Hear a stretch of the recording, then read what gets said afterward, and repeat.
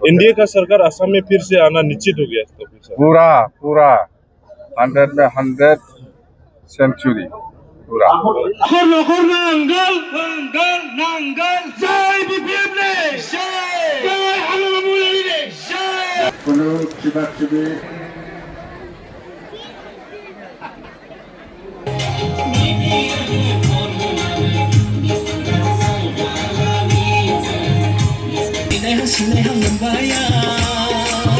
BTC इलाका में बहुत अच्छी तरह से हो रहा है। हमारा बीटीसी इलाका में 15 सीट है।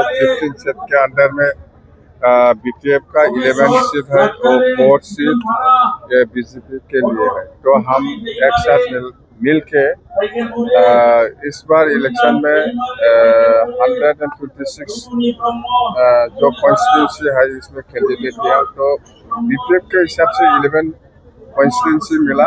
11 में हम पक्का 100 में 100 हम जीतेंगे और 4 सीट है बीजेपी के कैंडिडेट, इसमें भी हम जीतेंगे। टोटल 15 सीट है बीटीसी में, वो निकाल जाएंगे बस। तो अभी आप लोग इंडी के साथ है तो मुस्लिम का वोट आप लोग कैसा कर सकते हैं?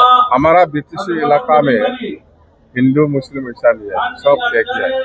हिंदू भी है बीटीसी में, मुस्लिम भी है, क्रिश्चियन भी है, बुद्धिस्ट भी है, जैन भी है, सब एक साथ है। हम बीटीसी इलाका में हमारा सूची में वही लिखा 2003 फरवरी तक जितना समुदाय का लोग है, हिंदी भाषी हो, राजवंशी हो, बा मुस्लिम हो, बा बंगाली हो, बा बोरो, गारो, राभा, जितना भी लोग है सब एक साथ है और एक साथ रहेगा बस वही।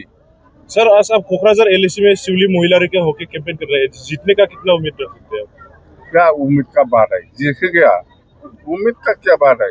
100% 15 में 15 हम निकल जाएंगे बीटीसी में बस। और सरकार 100% बनाएंगे। सर प्रमोद बोरा दावा कर रहा है कि यूपीपीएल को टोटल 19 सीट्स में से 11 से 12 सीट जीतेंगे। वो तो बोलेंगे, उन लोग को बोलने दो, लेकिन काम क्या है उन लोग का तो टोल ही नहीं है। अभी सब यूपीपीएल का नेता जितना भी है हमारा दौर में आ रहा है।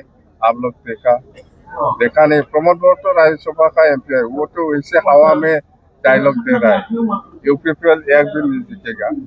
प्रमोद बोरा मालूम है, प्रमोद बोरा अच्छा से मालूम है। सर आप बीटीसी के बाहर कैंपेन करेंगे? बीटीसी के बाहर में ऐसे सोनेपुर, विश्वनाथ, ग्वालपारा, कार्बी आंगलॉन्ग ऐसे बहुत जिला में जाएंगे बस। तो सर बहुत अच्छा है, बहुत अच्छा है। एनडीए हिसाब से बहुत अच्छा है। पूरा टोटल आसाम में मेरा उम्मीद है ऐसे 100 नहीं होने से 90 तक तो जाएगा। एनडीए का सरकार असम में फिर से आना निश्चित हो गया इसका फिर से। पूरा पूरा 100 में 100 सेंचुरी पूरा।